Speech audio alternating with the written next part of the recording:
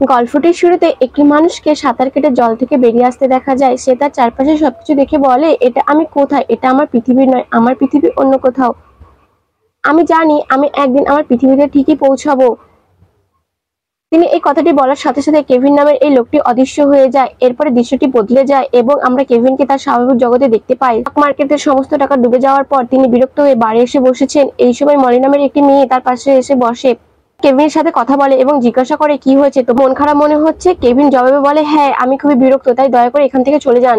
মলি বলে, না, আমি তোমার পাশে বসবো, কারণ আমি দুঃখী মানুষ পছন্দ করি, আর যাই হোক, আমি এখানে তোমার জন্য আসিনি, সাথে বাজি ধরে তোমার মেজাজ ঠিক করতে এসেছি। কেভিন তাকে তার পাশে বসতে দেয়, তার ইচ্ছা না থাকা সত্ত্বেও।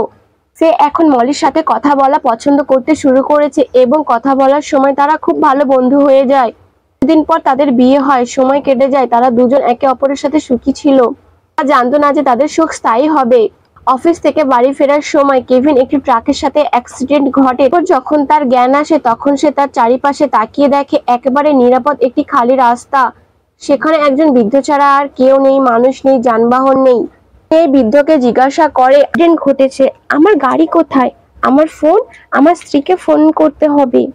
জবাবে লোকটি বলে, আপনি এই কেভিনের মতন কিছু করতে পারবেন না। দুর্ঘটনার সময় আমি তোমাকে সেখান থেকে বের করে এনেছি। এখানে দাঁড়িয়ে থাকা বৃদ্ধ লোকটি নিজেকে কেভিনের সাথে পরিচয় করিয়ে দেয় এবং বলে যে আমি একজন বেনেফ্যাক্টর। আমার কাজ হলো মানুষকে পৃথিবী থেকে অন্য জগতে স্থানান্তর করা। কথা বলতে বলতে তিনি কেভিনকে একটি রেস্টুরেন্টে ডাকলেন। কেভিন বলে, আমার সাথে মজা করা বন্ধ করো, আমি আমার পৃথিবীতে ফিরে যেতে চাই। আমাকে এখানে কেন এনেছো? বৃদ্ধটি বলে, হ্যাঁ, আমি তোমাকে এই পৃথিবীতে এনেছি যাতে তুমি আমার মতন বদলি হতে পারো। আপনার কাজ হবে বাস্তব জগৎ থেকে দুঃখী ও রাগী মানুষকে এই পৃথিবীতে আনা। কেভিন জবাবে বলে, আমি বিশ্বাস করি না যে এটা সম্ভব, আমাকে প্রমাণ দিন। আপনার সাথে যে বসে আছে এই মেয়েটিকে নিখোঁজ করে দিন। তারপর তার হাতে বাঁধা ঘড়িতে কিছু কোড চেপে দিয়ে মেয়েটিকে অদৃশ্য করে দেয়। সত্য জানার পর কেভিন ভয় পেয়ে যায়। তিনি তাকে বলেন, আমি শিফটার হতে চাই না, দয়া করে আমাকে আমার স্ত্রীর কাছে পাঠান। ম্যানুফ্যাক্টর বলেন, না, যতক্ষণ না তুমি শিফটার না হবে ততক্ষণ তুমি এখানেই থাকবে। কিন্তু কেভিন শিফটার হতে অস্বীকার করে। তিনি বলেন, আমি বাস্তব জগতের কাউকে এখানে আনবো না। সে এখন ঈশ্বরের কাছে প্রার্থনা করছিল যে ঈশ্বর তাকে এখান থেকে ফিরিয়ে নিয়ে যাবে। ঈশ্বরের কাছে প্রার্থনা করতে দেখিয়ে বেনেফ্যাক্টর রাগ করে সেখান থেকে চলে যায়। এরপরে কেভিন এই দুনিয়া দেখতে বাইরে বেরিয়ে আসে। এখানকার মানুষ রাগান্বিত এবং অদ্ভুত আচরণ করছিল। কেউ কারোর সাথে কথা বলে না, মারামারি ছিল এবং এখানে কোনো পরিবারই ছিল না বললেই চলে।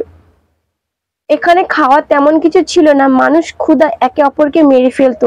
সময় কেটে যায়। কেভিন ধীরে ধীরে এই জায়গায় 5 বছর বসবাস করে। এই দুনিয়ার টিভিতে নিউজে তখনও খবর ছিল যে বেনেফ্যাক্টর কেভিনকে শিফটার হওয়ার প্রস্তাব দিয়েছিল এবং কেভিন তাকে প্রত্যাখ্যান করেছিলেন। কেভিন এখন এখানে একজন শিফটার খুঁজে বের করার চেষ্টা করছিল যেটাকে তার স্ত্রীর কাছে নিয়ে যাবে, কিন্তু সে প্রচেষ্টায় সফল হয়নি। তিনি গ্রাভিয়েল নামে একজন বন্ধু তৈরি করেছিল যার জন্য কেভিন একটি বাইবেল লিখেছিল যা নিষিদ্ধ ছিল। কেভিন এখন এমন একজন ব্যক্তির কাছে যায় যার কাছে এমন প্রযুক্তি রয়েছে যার মাধ্যমে বাস্তব জগতের মানুষকে দেখা যায়। কেভিন তার স্ত্রীকে দেখতে চেয়েছিল, অনেক চেষ্টার পর তাকে দেখতে পায়। তিনি এই লোকটিকে বলে, আমি আমার স্ত্রীর কাছে ফিরে যেতে চাই, কোথায় আমাকে বলুন। কিন্তু লোকটি বলে, আমি তা করতে পারি না, আমি যা করতে পারি তা হলো আপনাকে আপনার স্ত্রীকে দেখাতে পারি। বেরিয়ে আসে এবং সে দেখে লোক বাইরে প্রতিবাদ করছিল। কেভিন এবং তার বন্ধু গ্যাব্রিয়েল তাদের মধ্যে দাঁড়িয়েছিল। পুলিশ তাদের সামনে দাঁড়িয়েছিল, কিন্তু হঠাৎ এই প্রতিবাদকারীর মধ্যে একজন পালিয়ে যায় এবং নিখোঁজ হয়। তিনি পালিয়ে যেতে পুলিশ লোকজনকে গুলি করতে থাকে। কেভিন ও গ্রাভিয়েল একটি বিল্ডিং এ লুকিয়ে আছে। এখানে কেভিন গ্রাভিয়েলকে বলছেন সেই লোকটি পালাতে সফল হয়েছিল কারণ সে একজন শিফটার ছিল। আমারও শুধু একজন শিফটার দরকার। এবং রাগে গ্রাভিয়েল উত্তর দেয়, তোমার প্রচেষ্টা ছেড়ে দাও, না পাবে না এখান থেকে তুমি বেরোতে পারবে। কেভিন এখন নিজের জন্য কেনাকাটা করতে একটি শপিং মলে যায়। সেখানে সে একটি ছেলেকে দেখে। 7 বছরের সেই শিশুটি কেভিনের চোখের সামনে অদৃশ্য হয়ে পরের মুহূর্তে ফিরে আসে। এই শিশুটিকে দেখে কেভিনের তার ছেলের কথা মনে পড়ে। সে একটি শপিং মলে অদৃশ্য হয়ে গিয়েছিল। এটা মনে করার পর কেভিন আরো বেশি দুঃখী হয়ে পড়েছিল। এই মলে কেভিন নাদির নামে এক ব্যক্তির সাথে দেখা করে। সেই ব্যক্তি কেভিনকে তার আসল নাম ধরে ডাকে এবং বলে, আমি জানি তুমি ক্ষুধার্ত, তুমি চাইলে আমার বাসায় এসে খেতে পারো। নাদিন এমন একজন লোক ছিল যার এখানে একটি পরিবার ছিল, তার স্ত্রী ও 2 মেয়ে ছিল। কেভিন তাকে নিয়ে তার বাড়িতে যায়। নাদির জানতেন যে কেভিন এখনো বাইবেল এবং অন্যান্য বিশ্বের অনেক কিছুই মনে রেখেছে যা এই লোকেরা ভুলে গেছে। তিনি চেয়েছিল কেভিন তার মেয়েদেরকে মনে রাখার সবকিছু শেখায়, বিনিময়ে তাকে তার বাড়িতে থাকতে দেবে এবং খেতে দেবে। কেভিন এক্সাইটেড হওয়ার আগে এখানে অ্যালার্ম বাজতে শুরু করে। তারা দ্রুত খবর চালু করে এবং তারা জানতে পারে বেনেফ্যাক্টর, তিনি বহু বছর ধরে এই পৃথিবী থেকে অনুপস্থিত ছিল, আগামীকাল তিনি ফিরে আসবেন। এটা জেনে কেভিনের মনে আবারও তার পৃথিবীতে যাওয়ার আশা জেগে ওঠে। কেভিন দ্রুত সেই ব্যক্তির কাছে যায় যার কাছে বাস্তব জগতের মানুষের লোকেশন জানার প্রযুক্তি ছিল।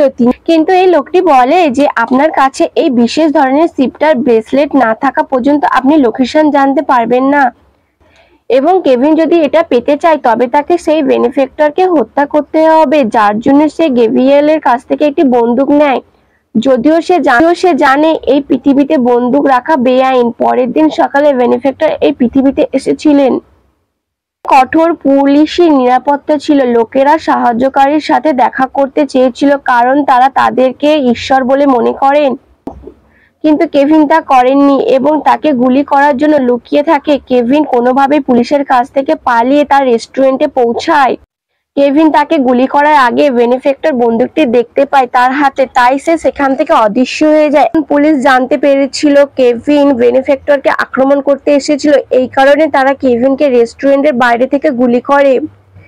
কেভিন একপাশে লুকিয়ে যায়। সে এখন বুঝতে শুরু করে যে তার স্ত্রীর সাথে দেখা করতে আর পারবে না। এই ভাবতে ভাবতে বেনিফ্যাক্টর তার কাছে এসে বলে, কত বছর আগে তোমাকে শিফটার হওয়ার প্রস্তাব দিয়েছিলাম, তুমি আমার কথা শোনোনি, তাই আজ আফসোস করছো। আমার কথা শুনলে আজ কাঁদতে হতো না, বাড়িতে থাকতেন, না হয় এদের রক্ষাকর্তা হয়ে থাকতেন। কেভিন বলে, আমি কারো রক্ষাকর্তা হতে চাই না, আমি শুধু আমার স্ত্রী মলির বাড়িতে যেতে চাই। এরপর বেনিফ্যাক্টর তাকে জিজ্ঞাসা করে, তুমি বন্দুক কোথা থেকে পেলে? গ্রাভিয়েল কি আপনাকে এটা দিয়েছে? এবং তারপর গ্রাভিয়েলকে তার শিফটার মেশিনের মাধ্যমে এখানে টেলিপোর্ট করে। গ্রাভিয়েলকে বকাঝকা করার পর বেনিফ্যাক্টর কেভিনকে বলে, তুমি কি ভেবেছো আমি এখানে কি ঘটছে তার সম্পর্কে কিছুই জানি না? আমি জানি তুমি বাইবেলের পাতায় কি লিখেছো। এই বলে সে এখান থেকে উধাও হয়ে গেল। তিনি চলে যাওয়ার সাথে সাথে বাইরে দাঁড়িয়ে থাকা পুলিশ তাদের গুলি করতে শুরু করে। গ্রাভিয়েলের একটি গুলি লাগে এবং সে মারা যায়। কেভিন সোফার পিছনে লুকিয়ে পড়ে এবং কেভিন গ্রাভিয়েলের হাতে দেখে শিফটারের ব্রেসলেট আছে। করে রেখেছিল যে সে একজন শিফটার ছিল। কিন্তু যাই হোক, কেভিন এই ডিভাইসের মাধ্যমে মলির লোকেশন খুঁজে পেতে পারে এবং সেখানে যেতে পারে। কেভিন যখন গ্রাভিয়েলের যন্ত্রটি তার হাতে রাখে, সে অন্য জগতের কিছু কোড এবং টেলিপোর্ট ডায়াল করে। এটা কেভিনের দুনিয়া ছিল না, সে চিনতে পেরেছিল। সে আবার কিছু কোড প্রবেশ করে এবং অন্য জগতে টেলিপোর্ট করে। এই সময় তিনি জলে পড়ে যান।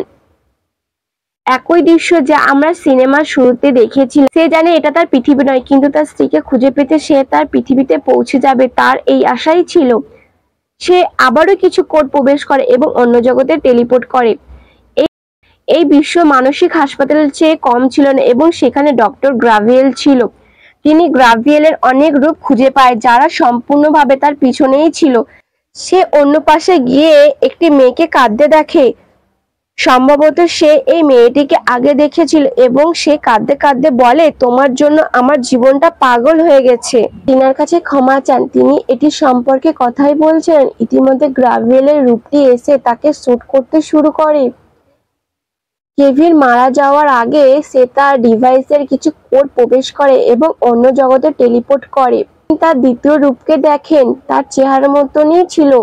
সে কেভিনকে জিজ্ঞাসা করে, তুমি কে এবং এখানে কিভাবে এলে? কেভিন কিছুই বুঝতে পারছে না।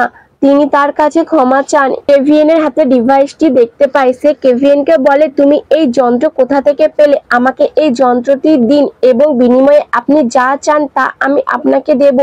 কিন্তু আগে কেভিন ডিভাইসে কিছু কোড প্রবেশ করে এবং সে বিশ্বে পৌঁছে যায় যেখানে বেনিফ্যাক্টর ছিল।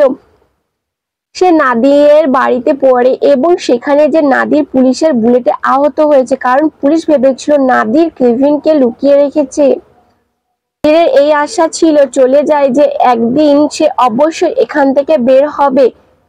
কেভিন সেই ব্যক্তির কাছে যায় যার মনিটর তাকে একটি ডিভাইসের সাহায্যে তার স্ত্রীর লোকেশন জানতে পারবে। লোকটি যখন মলের লোকেশন খুঁজছিল তখন পুলিশ এসে তাকে খুঁজে বের করে। তারা তাকে গ্রেপ্তার করতেই যাচ্ছিল, তার আগে কেভিনের সঙ্গী তাকে মলের অবস্থানের কোড বলে এবং কোডটি প্রবেশ করে তাকে গ্রেপ্তার করার আগে কেভিন তার বাস্তব জগতে পৌঁছে গিয়েছিল। সেই সময় মলে থাকা মলি এত বছর পর কেভিনকে দেখে অবাক হয়।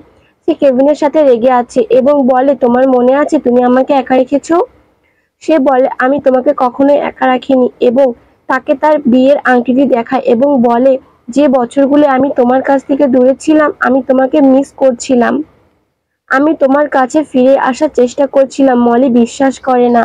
তাকে বলে যে সে যেখান থেকে এসেছে সেখানে ফিরে যায়, কারণ সে এখন বিবাহিত। কেভিন ভেঙে পড়ে মলিকে বলে, প্লিজ এমন করো না, তোমাকে ছাড়া আমি মরে যাব। মলি বলল, তুমি যদি আমার সাথে বাঁচতে চাও তাহলে আমার একটা শর্ত আছে, তুমি আমাদের হারিয়ে যাওয়া সন্তানকে খুঁজে বের করো, আমার কাছে নিয়ে আসবে, আমি সবকিছু ছেড়ে তোমার সাথে আবার জীবনযাপন শুরু করব।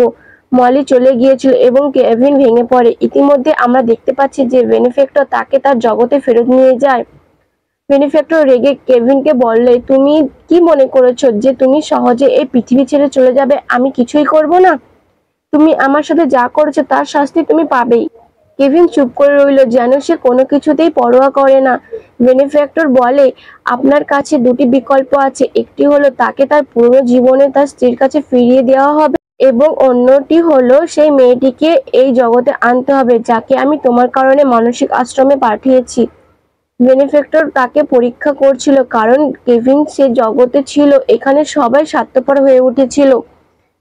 বেনিফ্যাক্টর জানেন যে কেভিন তার জীবনে ফিরে যাওয়ার সিদ্ধান্ত নেবে, কিন্তু আশ্চর্যজনকভাবে তিনি অন্য বিকল্পটি বেছে নেয় এবং তিনি মেয়েটিকে তার আগের জীবনে পাঠানোর সিদ্ধান্ত নেয়। কেভিনের কথা শুনে বেনিফ্যাক্টর টিনাকে তার পরিবারের কাছে পাঠায়। তারা দেখে যে সে বাড়িতে যেতে পেরে অনেক খুশি হয়েছিল, কিন্তু বেনিফ্যাক্টর ক্ষিপ্ত হয়ে ওঠে কারণ কেভিন তার চিন্তা ভাবনার বিপরীত করে এবং রাগান্বিত হয়ে সে কেভিনকে গুলি করে। কেভিন একটি নতুন জগতে তার চোখ খোলে। সে একটি বারের কাছে দাঁড়িয়ে ছিল এবং সে তার ভিতরে যায়। সেখানে সে মলিকে দেখে তার ওয়াইফ বসে আছে। সে ভাবছে এটাই সুযোগ। সে তার কাছে যায় এবং জিজ্ঞাসা করে, তোমার মন খারাপ দেখাচ্ছে, কি হয়েছে? কেভিনের দিকে তাকিয়ে মলি বলে যে এটা 18 ঘন্টার শিফট ছিল এবং আমাকে বাড়ি ফিরে যেতে হবে, আমি অনেক ক্লান্ত। তারা কথাই বলছিল, এমন সময় মলির কাছে তার মেয়ের ফোন আসে এবং কেভিন জানতে পারে যে মলি এই পৃথিবীতে বিবাহিত। কল কেটে দিতেই সে জিজ্ঞাসা করলো, তুমি কি বিবাহিত? সে বলে, হ্যাঁ, কিন্তু আমি আমার স্বামীর সাথে থাকি না। এটা জেনে সে খুশি হয়। সে তার বন্ধু হয়ে যায় এবং তারপর তাদের চায়ের জন্য আমন্ত্রণ জানায়। তারা কিছু সময় পরে বিয়ে করে নেয় এবং কেভিন এবং মলি আবারও সুখী জীবনযাপন শুরু করে। গল্পের শেষে কেভিন বলে, আমি জানি এটা আমার পৃথিবী নয়, কিন্তু আমি এই পৃথিবীতেই মানিয়ে নেব, কারণ এই পৃথিবীতে আমার সাথে আমার স্ত্রী মলি আছে। এটি দিয়ে সিনেমাটি শেষ হয়।